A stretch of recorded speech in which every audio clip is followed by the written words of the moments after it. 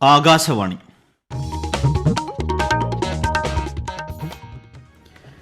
നമസ്കാരം. പ്രാദേശിക വാർത്തകൾ വായിക്കുന്നത് സുരേഷ്. പ്രധാന വാർത്തകൾ. ലോക്സഭയിലെ സുരക്ഷാ വീഴ്ച സംബന്ധിച്ച് പാർലമെന്റിൽ ഇന്നും പ്രതിപക്ഷ പ്രതിഷേധം. ഇരുസഭകളും ഉച്ചയ്ക്ക് 2 മണിവരെ നിർത്തിവച്ചു. കേന്ദ്ര ധനമന്ത്രി നിർമ്മല സീതാരാമൻ നാളെ കേരളത്തിൽ. തിരുവനന്തപുരത്തും കൊല്ലത്തും വിവിധ പരിപാടികളിൽ പങ്കെടുക്കും. കയർ ഭൂവസ്ത്രത്തിന്റെ ആഭ്യന്തര വിപണി വിപുലപ്പെടുത്താൻ നടപടി സ്വീകരിക്കുമെന്ന് മുഖ്യമന്ത്രി പിണറായി വിജയൻ. മുൻമന്ത്രിയും കോൺഗ്രസ് നേതാവുമായ കെ.പി. വിശ്വനാഥൻ അന്തരിച്ചു. കേരള രാജ്യാന്തര ചലച്ചിത്രമേളയ്ക്ക് ഇന്ന് തിരശ്ശീല വീഴും. കേരളത്തിന് അനുവദിച്ച ശബരിമല സ്പെഷ്യൽ ചെന്നൈ കോട്ടയം വന്ദേഭാരത് സർവീസ് ആരംഭിച്ചു. ISLൽ ഇന്ന് നോർത്ത് ഈസ്റ്റ് യുണൈറ്റഡ് മോഹൻ ബഗാനെ നേരിടും. വാർത്തകൾ വിശദമായി.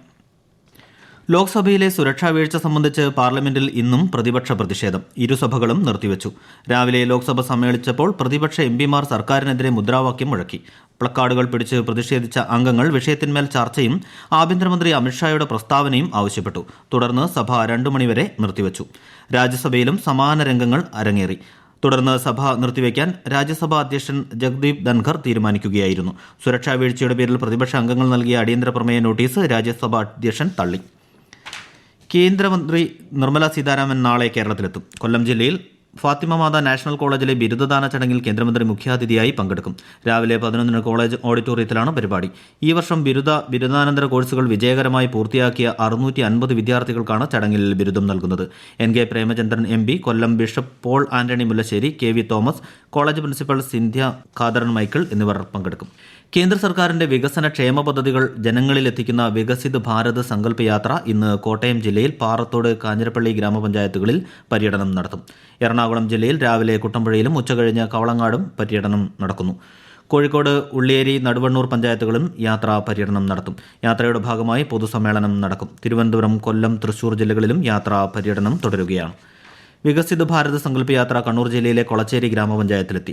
കൊളച്ചേരി ഗ്രാമപഞ്ചായത്ത് മെമ്പർ VV ഗീത പരിപാടി ഉദ്ഘാടനം ചെയ്തു. Lead bank manager E Prashanth അധ്യക്ഷനായി. Edakkad block nodal officer Rejin സംസാരിച്ചു. ഉച്ചയ്ക്ക് നാറാത്ത് പഞ്ചായത്തിൽ വികസിത സങ്കല്പ് ഭാരത് യാത്രാ പര്യടനം നടത്തും. നാളെ ഉച്ചയ്ക്ക് ശേഷം 2:45 തിരുവനന്തപുരം മംഗലാപുരം ഗ്രാമപഞ്ചായത്തിൽ നടക്കുന്ന വികസിത് ഭാരത് സങ്കല്പ് യാത്രയിൽ ശ്രീമതി നിർമ്മല സീതാരാമൻ പങ്കെടുക്കും. ജൈവ സാങ്കേതിക ഉൽപ്പന്നം എന്ന നിലയിൽ കയർ ഭൂവസ്ത്രത്തിന് ആഗോള പ്രാധാന്യമുണ്ടെന്ന് മുഖ്യമന്ത്രി പിണറായി വിജയൻ. കയർ ഭൂവസ്ത്രത്തിന്റെ വിപണനം 2016 ശേഷം 5 ഇരട്ടിയായതായും ഈ വർഷം റെക്കോർഡ് വർധനയിലെത്തുമെന്നും അദ്ദേഹം പറഞ്ഞു. ആഭ്യന്തര വിപണി വിപുലപ്പെടുത്തുന്നതിന് വലിയ ശ്രമങ്ങൾ നടന്നുവരുന്നതായും മുഖ്യമന്ത്രി നവകേരള സദസ്സിനോടനുബന്ധിച്ച് ആലപ്പുഴയിൽ നടത്തിയ വാർത്താസമ്മേളനത്തിൽ വ്യക്തമാക്കി. വിപണി കണ്ടെത്തുന്നതിൻ്റെ ഭാഗമായി ഖനികളിൽ കയർ ഭൂവസ്ത്രം വിരിക്കാനുള്ള പ്രോജക്റ്റ് തയ്യാറാക്കി. ഒറീസയിലെ ഒരു കൽക്കരി ഖനിയിൽ കയർ ഭൂവസ്ത്രം ഉപയോഗിച്ച് ബലപ്പെടുത്തുന്നതിനുള്ള ടെൻഡർ കയർ കോർപ്പറേഷന് ലഭിച്ചിട്ടുണ്ട്. റെയിൽവേയുടെ വശങ്ങളിൽ കയർ ഭൂവസ്ത്രം വിരിക്കുവാനുള്ള പ്രോജക്റ്റ് റെയിൽവേ ബോർഡ് അംഗീകരിച്ചാൽ വലിയൊരു വിപണി അതിലൂടെ തുറന്നു കിട്ടും. സാമ്പത്തിക പ്രതിസന്ധിക്കിടെ സംസ്ഥാന സർക്കാരിന് ആശ്വാസമായി കേന്ദ്ര സർക്കാരിന്റെ ഇളവ്. കിഫ്ബിയും പെൻഷൻ കമ്പനിയും കടമെടുത്ത 3140 കോടി ഈ സാമ്പത്തിക വർഷം കേരളത്തിന്റെ വായ്പാ പരിധിയിൽ നിന്ന് വെട്ടിക്കുറച്ച നടപടി മരവിപ്പിച്ചു. ഇതോടെ 2000 കോടി കടമെടുക്കാൻ ധനവകുപ്പ് തീരുമാനിച്ചു. 28ാമത് കേരള രാജ്യാന്തര ചലച്ചിത്രമേള ഇന്ന് സമാപിക്കും. വൈകുന്നേരം 6 മണിക്ക് തിരുവനന്തപുരം നിശാഗന്ധിയിൽ നടക്കുന്ന ചടങ്ങിൽ ചലച്ചിത്ര നടൻ പ്രകാശ് രാജ് മുഖ്യാതിഥിയാവും.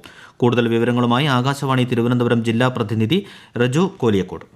8 നാൾ നീണ്ട കാഴ്ചയുടെ വസന്തത്തിനാണ് ഇന്ന് തിരശ്ശീല വീഴുന്നത്. സമാപന ചടങ്ങിൽ വിഖ്യാത പോളിഷ് സംവിധായകൻ Christoph Zanussi life time achievement പുരസ്കാരം ഏറ്റുവാങ്ങും. മികച്ച ചിത്രത്തിനുള്ള സുവർണ ചകോരം ഉൾപ്പെടെ അന്താരാഷ്ട്ര മത്സര വിഭാഗത്തിലെ സിനിമകൾക്കുള്ള പുരസ്കാരങ്ങളും മറ്റ് വിവിധ പുരസ്കാരങ്ങളും സമ്മാനിക്കും. ക്യൂബയുടെ ഇന്ത്യൻ സ്ഥാനപതി അലഹാൻദ്രോ സിമാൻസ്കാസ് മറിൻ വിശിഷ്ടാതിഥിയാകും. തിരുവനന്തപുരം നഗരത്തിലെ 15 തിയേറ്ററുകളിലായി 81 രാജ്യങ്ങളിൽ നിന്നുള്ള 175 ചിത്രങ്ങളാണ് ഇത്തവണത്തെ മേളയിൽ പ്രദർശിപ്പിച്ചത്.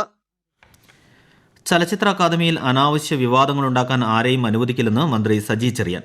വ്യക്തിപരമായ ആക്ഷേപം പാടില്ല. സമാധാനപരമായി നീങ്ങാനാണ് ആഗ്രഹിക്കുന്നത്. നവകേരള സദസ്സ് പൂർത്തിയായാൽ അക്കാദമി ഭാരവാഹികളുടെ യോഗം വിളിക്കുമെന്നും മന്ത്രി പ്രതികരിച്ചു. ഈ വാർത്തകൾ ആകാശവാണിയിൽ നിന്ന്. രാജസ്ഥാൻ മുഖ്യമന്ത്രിയായി BJP നിയമസഭാ കക്ഷി നേതാവ് ഭജൻലാൽ ശർമ്മ ഇന്ന് സത്യപ്രതിജ്ഞ ചെയ്ത് അധികാരമേൽക്കും. ഗവർണർ കൽരാജ് മിശ്ര സത്യവാചകം ചൊല്ലിക്കൊടുക്കും. ദിയാകുമാരിയും പ്രേംചന്ദ് ഭൈരവയുമാണ് ഉപമുഖ്യമന്ത്രിമാർ. കോൺഗ്രസ് നേതാവും മുൻ മന്ത്രിയുമായിരുന്ന കെ.പി. വിശ്വനാഥൻ അന്തരിച്ചു. തൃശൂരിലെ സ്വകാര്യ ആശുപത്രിയിൽ ഇന്ന് രാവിലെ 9:35 അന്ത്യം. 83 വയസ്സായിരുന്നു. 2 വട്ടം മന്ത്രിയും 6 വട്ടം നിയമസഭാ അംഗമായിരുന്ന കെ.പി. വിശ്വനാഥൻ 1991 മുതൽ 1994 വരെ കെ. കരുണാകരന്റെയും 2004 മുതൽ 2005 വരെ ഉമ്മൻചാണ്ടി സർക്കാരിലും വനം വകുപ്പ് മന്ത്രിയായിരുന്നു. ഹൈക്കോടതി പരാമർശത്തെ തുടർന്ന് രാജിവെക്കുകയായിരുന്നു. വണ്ടിപ്പെരിയാറിൽ ബാലിക ബലാത്സംഗത്തിനിരയായി കൊല്ലപ്പെട്ട കേസിൽ അന്വേഷണ ഉദ്യോഗസ്ഥർ പ്രതിയെ രക്ഷിക്കാൻ മനഃപൂർവ്വം ശ്രമിച്ചുവെന്ന് പ്രതിപക്ഷ നേതാവ് വി.ഡി. സതീശൻ ആരോപിച്ചു. കേസ് അട്ടിമറിക്കാൻ നടത്തിയ ശ്രമത്തെക്കുറിച്ച് അന്വേഷണം നടത്തും. പെൺകുട്ടിയുടെ കുടുംബത്തിന് ആവശ്യമായ നിയമസഹായം നൽകുമെന്നും അദ്ദേഹം തിരുവനന്തപുരത്ത് മാധ്യമങ്ങളോട് പറഞ്ഞു. വയനാട് വാകേരിയിൽ യുവാവിനെ കൊലപ്പെടുത്തിയ കടുവയ്ക്കായുള്ള തെരച്ചിൽ തുടരുന്നു. കടുവയെ മയക്കുവെടി വയ്ക്കുന്നതിന് ഡോക്ടർ അരുൺ സക്കറിയ എത്തിയിട്ടുണ്ട്. കൂടല്ലൂർ ഗ്രാമത്തിൽ 3 കൂടുവെച്ച് കാത്തിരിക്കുകയാണ് വനംവകുപ്പ്. വയനാട് വന്യജീവി സങ്കേതത്തിലെ WWL45 എന്ന കടുവയാണ് പ്രജീഷിനെ കൊലപ്പെടുത്തിയത്. കടുവ സെൻസസ് നടത്തിയ സമയത്ത് വന്യജീവി സങ്കേതത്തിലുള്ള ഈ കടുവയെ വകുപ്പ് കണ്ടെത്തി ലിസ്റ്റ് ചെയ്തിരുന്നു. ശബരിമലയിൽ നടപ്പാക്കിയ പുതിയ ക്രമീകരണങ്ങളുടെ ഭാഗമായി തിരക്ക് കുറഞ്ഞു. തീർത്ഥാടകരെ ഘട്ടം ഘട്ടമായാണ് കയറ്റിവിടുന്നത്. മണിക്കൂറുകൾ വരി നിന്ന് ദർശനം നടത്തേണ്ട അവസ്ഥ ഇല്ല. വലിയ നടപ്പന്തലിൽ ഉൾപ്പെടെ ആവശ്യമായ കുടിവെള്ളവും ലഘുഭക്ഷണവും ലഭ്യമാണ്. വെർച്വൽ ക്യൂ വഴി എത്തുന്നവരുടെ എണ്ണം 80,000 കുറച്ച് ദർശന സമയം 18 മണിക്കൂറായി ഉയർത്തി. കേരളത്തിന് അനുവദിച്ച ശബരിമല സ്പെഷ്യൽ വന്ദേ ഭാരത് ട്രെയിൻ രാവിലെ 4:30 ചെന്നൈയിൽ നിന്ന് പുറപ്പെട്ടു. വൈകിട്ട് 4:15 കോട്ടയത്തെത്തും.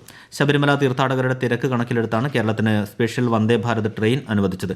ഇന്നു മുതൽ 17, 22, 24 തീയതികളിലായി 25 വരെയാണ് സർവീസ്. KSRTCയുടെ ഗ്രാമവണ്ടി കാസർഗോഡ് ജില്ലയിലെ ഗ്രാമപ്രദേശങ്ങളിൽ യാത്രക്കാർക്ക് അനുഗ്രഹമാകുന്നു. വിശദാംശങ്ങളുമായി ആകാശവാണി കാസർഗോഡ് ജില്ലാ പ്രതിനിധി പി. ജഗന്നിവാസൻ. 2023-24 സാമ്പത്തിക വർഷത്തെ പദ്ധതിയിൽ ഉൾപ്പെടുത്തി കുമ്പള ഗ്രാമപഞ്ചായത്തും KSRTCയും സംയുക്തമായി നടത്തിവരുന്ന പദ്ധതിയാണ് ഗ്രാമവണ്ടി. കുമ്പള ഗ്രാമപഞ്ചായത്തിലെ ബസ് സൗകര്യം ഇല്ലാത്ത റൂട്ടിലാണ് ഗ്രാമവണ്ടി നിലവിൽ സഞ്ചരിക്കുന്നത്. ഉൾപ്രദേശങ്ങളിലെ സാധാരണക്കാർക്കും സ്കൂൾ കോളേജ് വിദ്യാർത്ഥികൾക്കെല്ലാം ഗ്രാമവണ്ടിയുടെ വരവോടെ വലിയ യാത്രാക്ലേശമാണ് പരിഹരിക്കപ്പെട്ടത്. ദിവസേന 100 കണക്കിന് ആളുകൾ ഗ്രാമവണ്ടിയുടെ സേവനം പ്രയോജനപ്പെടുത്തുന്നുണ്ട്. പഞ്ചായത്തിലെ ഭൂരിഭാഗം വാർഡുകളിലൂടെയും ഗ്രാമവണ്ടി കടന്നുപോകുന്നുണ്ടെന്നും വിദ്യാർത്ഥികളുടെ കൺസെഷൻ പെട്ടെന്ന് തന്നെ നിലവിൽ വരുമെന്നും പഞ്ചായത്തിലെ എല്ലാവർക്കും KSRTCയുടെ സേവനം ലഭ്യമാക്കാൻ പരിശ്രമിക്കുന്നുണ്ടെന്നും അധികൃതർ അറിയിച്ചു. ആകാശവാണി തിരുവനന്തപുരം നിലയം നാളെ വൈകിട്ട് 6 മണി മുതൽ നെയ്യാറ്റിൻകര മേപ്പരം CSI ദേവാലയത്തിൽ വെച്ച് ശാന്തിഗീതം എന്ന പേരിൽ ഒരു കരോൾ സന്ധ്യ സംഘടിപ്പിക്കുന്നു. പ്രമുഖ ഗായക സംഘങ്ങൾ ഈ സംഗീത വിരുന്നിൽ പങ്കെടുക്കും. കേരളത്തിൽ ശിവഗിരി തീർത്ഥാടന പരിപാടികൾക്ക് ഇന്ന് തുടക്കം. ജനുവരി 5 വരെ പരിപാടികൾ നീളും. തീർത്ഥാടനത്തോടനുബന്ധിച്ച് ഡിസംബർ 31 തമിഴ് കർണാടക സമ്മേളനം നടത്തും. ഇന്നു മുതൽ 29 വരെ പ്രഭാഷണങ്ങളും വിശേഷാൽ സമ്മേളനങ്ങളും ഉണ്ടാകും. ഭീമാപള്ളി ഉറൂസ് ഇന്നു മുതൽ 25 വരെ നടക്കും. ഉറൂസ് പ്രമാണിച്ച് തിരുവനന്തപുരം കോർപ്പറേഷൻ പരിധിയിലുള്ള സംസ്ഥാന സർക്കാർ സ്ഥാപനങ്ങൾക്കും വിദ്യാഭ്യാസ സ്ഥാപനങ്ങൾക്കും ഇന്ന് പ്രാദേശിക അവധിയാണ്. ക്രിസ്മസിനെയും പുതുവത്സരത്തെയും വരവേൽക്കാൻ ഇത്തവണ 3 നഗരങ്ങളിൽ ദീപാലങ്കൃതമാക്കാൻ ടൂറിസം വകുപ്പ് തീരുമാനിച്ചതായി മന്ത്രി മുഹമ്മദ് റിയാസ്. തിരുവനന്തപുരത്തിന് പുറമെ കൊച്ചിയിലും കോഴിക്കോട്ടുമാണ് ഇക്കുറി ദീപാലങ്കൃതമാക്കുന്നത്. ISLൽ ഇന്ന് നോർത്ത് ഈസ്റ്റ് യുണൈറ്റഡ് മോഹൻ ബഗാനെ നേരിടും. വൈകിട്ട് 8 മണിക്ക് ഗുവാഹത്തിയിലെ ഇന്ദിരാഗാന്ധി സ്റ്റേഡിയത്തിലാണ് മത്സരം. ഇന്നലെ നടന്ന മത്സരത്തിൽ കേരള ബ്ലാസ്റ്റേഴ്സ് പഞ്ചാബ് FCയെ എതിരില്ലാത്തൊരു ഗോളിന് തോൽപ്പിച്ചു. ബ്ലാസ്റ്റേഴ്സിന് വേണ്ടി ദിമിത്രിയോസ് മെർക്കൻഡോസാണ് വിജയഗോൾ നേടിയത്. ജയത്തോടെ ബ്ലാസ്റ്റേഴ്സ് പോയിന്റ് പട്ടികയിൽ 2ാം സ്ഥാനം നിലനിർത്തി. ഇന്ത്യ-ഇംഗ്ലണ്ട് വനിതാ ടെസ്റ്റ് ക്രിക്കറ്റിൽ 1ാം ഇന്നിംഗ്സിൽ ഇന്ത്യ 428 റൺസ് എടുത്തു. മറുപടി ബാറ്റിംഗ് ആരംഭിച്ച ഇംഗ്ലണ്ട് 3 വിക്കറ്റ് നഷ്ടത്തിൽ 83 റൺസ് എടുത്തിട്ടുണ്ട്. ടോസ് നേടിയ ഇന്ത്യ ബാറ്റിംഗ് തെരഞ്ഞെടുക്കുകയായിരുന്നു. വിജയവാഡയിൽ വെച്ച് നടന്ന 67ാമത് ദേശീയ സ്കൂൾ സീനിയർ ബാഡ്മിന്റൺ ചാമ്പ്യൻഷിപ്പിൽ കേരളം ജേതാക്കളായി. ഫൈനലിൽ ചണ്ഡീഗഡിനെ തോൽപ്പിച്ചാണ് ചാമ്പ്യന്മാരായത്. നീണ്ട ഇടവേളയ്ക്ക് ശേഷമാണ് കേരളം ചാമ്പ്യന്മാരാകുന്നത്. കൊല്ലത്ത് 80-കാരിയായ ഭർത്തൃമാതാവിനെ സ്കൂൾ അധ്യാപികയായ മരുമകൾ ഉപദ്രവിച്ച സംഭവത്തിൽ സംസ്ഥാന മനുഷ്യാവകാശ കമ്മീഷൻ സ്വമേധയാ കേസെടുത്തു. കൊല്ലം ജില്ലാ പോലീസ് മേധാവി 7 ദിവസത്തിനകം അന്വേഷണ റിപ്പോർട്ട് സമർപ്പിക്കണമെന്ന് കമ്മീഷൻ അംഗം VK ബീനാകുമാരി ആവശ്യപ്പെട്ടു. പത്രവാർത്തയുടെ അടിസ്ഥാനത്തിൽ കമ്മീഷൻ സ്വമേധയാ രജിസ്റ്റർ ചെയ്ത കേസിലാണ് നടപടി. ചവറയിലെ സ്വകാര്യ സ്കൂൾ അധ്യാപികയായ മഞ്ജുമോൾ തോമസാണ് ഭർത്തൃമാതാവ് ഏലിയാമ്മയെ മർദ്ദിച്ചത്. ഇതിന്റെ ദൃശ്യങ്ങൾ സമൂഹമാധ്യമങ്ങളിൽ പ്രചരിച്ചിരുന്നു. പ്രധാന വാർത്തകൾ വീണ്ടും. ലോക്സഭയിലെ സുരക്ഷാ വീഴ്ച സംബന്ധിച്ച് പാർലമെന്റിൽ ഇന്നും പ്രതിപക്ഷ പ്രതിഷേധം. ഇരുസഭകളും ഉച്ചയ്ക്ക് 2 മണിവരെ നിർത്തിവച്ചു. കേന്ദ്ര ധനമന്ത്രി നിർമ്മല സീതാരാമൻ നാളെ കേരളത്തിൽ. തിരുവനന്തപുരത്തും കൊല്ലത്തും വിവിധ പരിപാടികളിൽ പങ്കെടുക്കും. കയർ ഭൂവസ്ത്രത്തിന്റെ ആഭ്യന്തര വിപണി വിപുലപ്പെടുത്താൻ നടപടി സ്വീകരിക്കുമെന്ന് മുഖ്യമന്ത്രി പിണറായി വിജയൻ.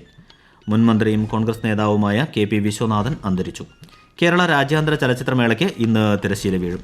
കേരളത്തിന് അനുവദിച്ച ശബരിമല സ്പെഷ്യൽ ചെന്നൈ കോട്ടയം വന്ദേഭാരത് സർവീസ് ആരംഭിച്ചു.